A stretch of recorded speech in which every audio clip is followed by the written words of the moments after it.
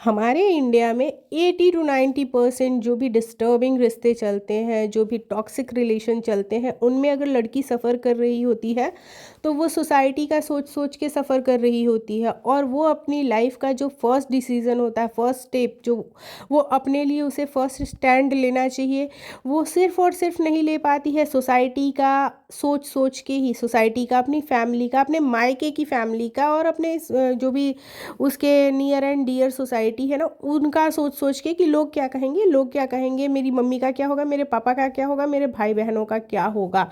लेकिन जब वो पहली बार अपने लिए स्टैंड ले लेती है ना, किसी भी टिपिकल सिचुएशन में, किसी भी बेकार से बेकार सिचुएशन में अगर वो फंस गई है, किसी भी एक ऐसे टॉक्सिक रिलेशन में है जहाँ से उसका निकलना बहुत ज़रूरी है, लेकिन वो बहुत मुश्किल तब हो जाता है जब वो अपने लिए पहला स्टेप नहीं ले पाती है।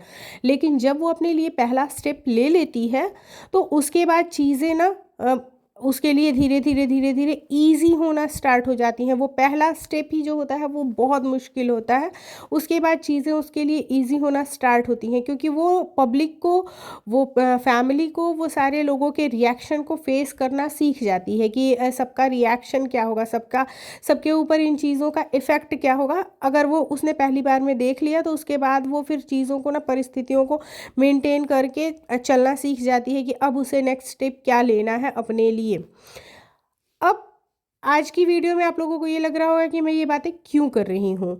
जस्ट बिकॉज कि अगर इस कपल ने, स्पेशली मैं लड़की की बात कर रही हूँ, कि अगर लड़की ने ये स्टेप, पहला स्टेप जो है 1 साल पहले ही ले लिया था, 1 साल से भी ज़्यादा हो गया लगभग लगभग, तो उन्होंने अगर ये स्टेप पहले ही ले लिया था तो फिर उन्हें क्या ज़रूरत थी वापस से इस रिलेशनशिप में आने की।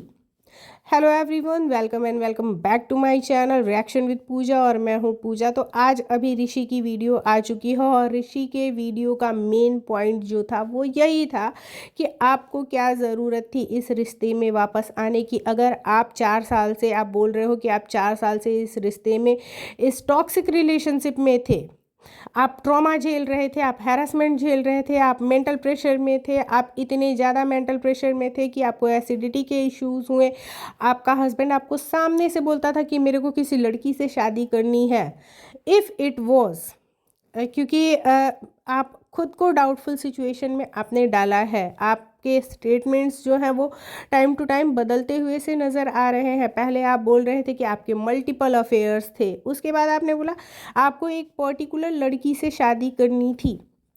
तो पहले तो आप ना ये डिसाइड कर लो कि क्या मल्टीपल अफेयर्स थे या फिर एक सच्चा वाला प्यार था जिसके साथ शादी करनी थी। ठीक है। ये चीज़ थी। फिर अगर अगर ऐसा था भी कि सामने से आपके हस्बैंड ने आपको बोला कि मेरे को किसी लड़की से शादी करनी है, ये सिचुएशन बहुत पेनफुल होगी, किसी भी लड़की के लिए बहुत पेनफुल सिचुएशन होगी कि वो इन चीज़ों को झेले कैसे। उससे भी ज़्यादा पेनफुल सिचुएशन होती है कि वो इन चीज़ों को अपनी मायके की फैमिली को, यानी कि अपने माँ बाप, अपने भाई बहन को कैसे बताए, क्योंकि जितना पेन वो फील कर रही होती है उसे ये डर होता है कि मेरे माँ बाप के ऊपर इस चीज़ का क्या ही असर पड़ेगा।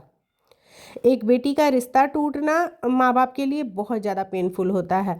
तो वो ये सोच सोच के ना, अगर उसने ये बता दिया, इन चीज़ों को डिस्क्लोज़ कर दिया, तो उसका पेन आधा तो वहीं पे ख़त्म हो जाता है।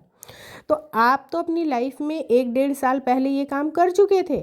आपने अपनी लाइफ की प्रॉब्लम्स को अपने फैमिली से और अपनी जो सोसाइटी है, जो आपकी वाईटी फैमिली है, उनसे भी डिस्कस कर लिया था, उनसे भी आपने डिस्क्लोज़ कर दिया था कि हाँ भाई, हमारे बीच में कुछ डिस्प्यूट्स चल रहे हैं, हमारे बीच में सब कुछ ठीक नहीं है और हम सेपरेट हो रहे हैं। तो जब आप ये पहला स्टेप ले चुकी थी तो आपको स्टेप फॉरवर्ड की बजाय आपको स्टेप बैक में क्यों लेने पड़े, आपको पीछे क्यों जाना पड़ा, आप क्यों वापस से उसी घर में, आप म्यूचुअल अंडरस्टैंडिंग से क्यों रहने के लिए गए, क्या रीज़न था। और अगर चीज़ें ऐसी हुई कि आपको वापस से उस रिश्ते को एक मौका देने की ज़रूरत पड़ी, तो इतनी जल्दी आप उस रिश्ते से बाहर भी क्यों निकल आए, क्योंकि आप 3 साल से, ऑलमोस्ट 2.5 3 साल से आप उस रिश्ते को झेल रहे थे। आपको बहुत अच्छे से पता था कि आप उस रिश्ते में खुश नहीं हो। आपने स्टेप बैक लिया, आपने अपनी फैमिली से चीज़ें डिस्कस की, आपने अपने वाइटी फैमिली से चीज़ें डिस्क्लोज़ करी कि भई आप दोनों के बीच में सब कुछ ठीक नहीं चल रहा है। फिर आपको वहाँ जाना नहीं चाहिए था। जब आप गए तो आपको एटलीस्ट उतना टाइम देना चाहिए था कि वापस से सारी चीज़ें ठीक हो पाए। अगर 2.5 साल से चीज़ें ख़राब हो रखी थी, 3 साल से चीज़ें ख़राब हो रखी थी, तो एटलीस्ट उतना टाइम दो कि आप दोनों के बीच में जो भी डिस्प्यूट्स हुए थे, आप दोनों के बीच में जो भी मिसअंडरस्टैंडिंग्स हुई थी, वो सारी चीज़ें क्लियर हो पाती। वो सारी चीज़ों को भूल के आप एक नए सिरे से ज़िंदगी को स्टार्ट कर पाते, और उसके लिए थोड़ा टाइम देना पड़ता है। लेकिन अब थोड़े ही टाइम के बाद आप वापस भी आ गए और आपके डिस्प्यूट्स अगेन स्टार्ट हुए। और जो अभी फ़िलहाल में चीज़ें चल रही हैं कि आप दोनों एक दूसरे पे केस करके बैठे हो। हालांकि इनके हस्बैंड ने आज की वीडियो में ये क्लियर किया कि मैंने कोई भी केस नहीं करा है, मैं बस स्टैंड ले रहा हूँ, स्टैंड ले रहा हूँ अपने फैमिली के लिए, अपने माँ बाप के लिए। होता भी ये है कि अगर शादी से के 7 साल पहले 7 सालों में अगर किसी भी तरीके की चीज़ें होती हैं ना, किसी भी तरीके का डिस्प्यूट होता है हस्बैंड वाइफ के बीच में, तो लड़की जो है वो लड़के की फैमिली को, यानी कि उसके मदर फादर और उसके जो भी अगर कवारे भाई बहन हैं, फैमिली मेम्बर्स जो भी हैं जिनके साथ वो रह रही है, तो वो उनको भी इन्वॉल्व कर सकती है। उनके ऊपर भी वो दहेज प्रताड़ना का या फिर डोमेस्टिक वायलेंस का केस वो लगा सकती है। और ये सारी चीज़ें ऑलमोस्ट केसेस में होती हैं, लोग करते हैं, लोग ऐसे केसेस लगा देते हैं। तो इसके लिए ऋषि स्टैंड ले रहा है। उन्हें इन चीज़ों से कोई फ़र्क नहीं है कि डिवोर्स हो रहा है, क्योंकि अगर एक रिलेशनशिप लड़की के लिए ख़राब हो जाती है ना, तो वो सेम लड़के के लिए भी ख़राब हो जाती है। और दोनों ही उस सिचुएशन से खुद को निकालने की कोशिश कर रहे होते हैं। तो ये दोनों मेंटली प्रिपेयर हो चुके हैं कि इन्हें ना, इन दोनों को ही एक दूसरे के साथ नहीं रहना है, इन दोनों को ही इस सिचुएशन से निकलनी है। लेकिन जो केसेस लगाए गए हैं वो सिर्फ़ और सिर्फ ऋषि और उसकी फैमिली पे लगाए गए हैं। तो एक बेटा होने के नाते या फिर एक आप कह लो एक फैमिली मेम्बर होने के नाते, क्योंकि हम इंडिया में रहते हैं और हमारे कल्चर, हमारे रूट्स ऐसे हैं कि हम अपने इमोशंस को कंट्रोल नहीं कर सकते। अपने माँ बाप के लिए कौन सा बेटा खड़ा नहीं होगा। तो अगर ऋषि अपने माँ बाप के लिए स्टैंड ले रहा है, माँ बाप के लिए खड़ा है, तो इसमें कोई भी मतलब ये बहुत अच्छी चीज़ है। ठीक है। तो वहाँ पे वो अपने फैमिली के लिए, अपने पेरेंट्स के लिए खड़े हैं। अब चीज़ें ये आती हैं कि अगर ये एलिगेशन किसी भी हस्बैंड पे लग रहा है कि आप के मल्टीपल अफेयर्स थे, तो पहली चीज़ कि आपको ये क्लियर करनी चाहिए कि मल्टीपल अफेयर्स थे या फिर सिंगल अफेयर था। अगर वो ट्रिप्स पे जाता था तो आपको ट्रिप्स पे जाने से क्या ही प्रॉब्लम थी और क्यों प्रॉब्लम थी। ट्रिप्स पे वो ऐसा क्या करता था जिसको देख के आपको ये लगता था कि हाँ, मुझे प्रॉब्लम है, इनके ट्रिप पे ये काम करने से मेरे को प्रॉब्लम है। जैसे बहुत सारी औरतों को होता है कि ड्रिंक करने से प्रॉब्लम है, ट्रिप पे जाएगा तो अकेले बहुत सारा ड्रिंक करेगा, ये करेगा वो करेगा और खुद का ख्याल नहीं रख पाएगा, कहीं गिर पड़ गया, ये जो भी बहुत सारी चीज़ें होती हैं। अब एक और चीज़ थी जो इनकी सिस्टर इन लॉ की तरफ से आई थी, वो ये था कि अगर ये जब फर्स्ट टाइम इन्होंने सेपरेशन का डिसीज़न लिया था, उसके बाद जो इन्होंने बात की थी ना कि म्यूचुअल अंडरस्टैंडिंग से मैं वापस आ रही हूँ और हम वापस से अपने आप को, अपने रिलेशन को एक टाइम देना चाहते हैं, तो उसका रीज़न जो इनकी ननद ने बताया था वो ये था कि इनको प्रॉपर्टी सेल करनी थी, जो घर इन्होंने ऊपर लिया था। पहली चीज़ कि यार, ससुराल इतना अच्छा था, जो चीज़ें हमें ऑन कैमरा दिखती थी, ऑफ कैमरा की मैं बात नहीं कर रही, बट ऑन कैमरा जब आप व्लॉगिंग करते हो तो आप अपनी लाइफ का बहुत सारा पार्ट, भले वो आप एडिट करके ही डालो, लेकिन बहुत सारा पार्ट आप सोशल मीडिया फैमिली के साथ शेयर करते हो, और वो सारी चीज़ें जो हैं वो फेक नहीं हो सकती हैं। जैसे कि ऋषि ने बताया कि मेरे जाने पे आपके मायके में लोग मेरी इतनी आओ भगत करते थे, अब अगर वो मुझे पसंद नहीं करते थे तो क्या वो ये सारी चीज़ें फेक करते थे।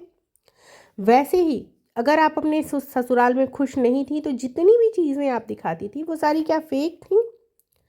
फिर इन्होंने फ्लैट अलग लिया, इन्होंने प्रॉपर्टी अलग ली, ये अपना सेपरेट इन्होंने किचन भी किया, सब सारी चीज़ें 4 साल के अंदर ही सारी चीज़ें हो गई। तो उस प्रॉपर्टी को सेल करना ही मेन मोटिव था इनका इस रिश्ते पे वापस आना। इस चीज़ को कितने लोग अग्री करते हैं प्लीज़ कमेंट सेक्शन में मुझे बताइएगा। मुझे भी चीज़ें जाननी है और मैं भी ये एनालाइज करना चाहती हूँ कि कितने लोग किस बात को मानते हैं कि किसकी कितनी गलती, हु इज़ मोर रिस्पॉन्सिबल। ये जो डिवोर्स हो रहा है उसके लिए कौन ज़्यादा रिस्पॉन्सिबल है? मेरी खुद की बात करें तो मैं दोनों को ही रिस्पॉन्सिबल मानती हूँ। हाँ, परसेंटेज वैरी कर सकते हैं, किसी की ज़्यादा गलती हो सकती है और किसी की कम गलती हो सकती है। अब यहाँ पे हम ये नहीं कह सकते कि नहीं, एक बिल्कुल दूध का धुला था और दूसरा बहुत गलत था, लेकिन गलतियाँ कम और ज़्यादा होती हैं। और शादी एक ऐसी चीज़ है जिसमें आपको समझने की ज़रूरत होती है कि अब आप सिंगल नहीं हो। अब चीज़ें, सारी ही चीज़ें जो है ना, वो सिर्फ़ और सिर्फ आपके हिसाब से ही नहीं चलेंगी। थोड़ा आपको उनके हिसाब से चलना पड़ता है और थोड़ा वो आपके हिसाब से चल रहे होते हैं। इस तरीके से रिश्ते चलते हैं। चलिए फ्रेंड्स, मिलते हैं नेक्स्ट वीडियो में। Till then take care, bye bye.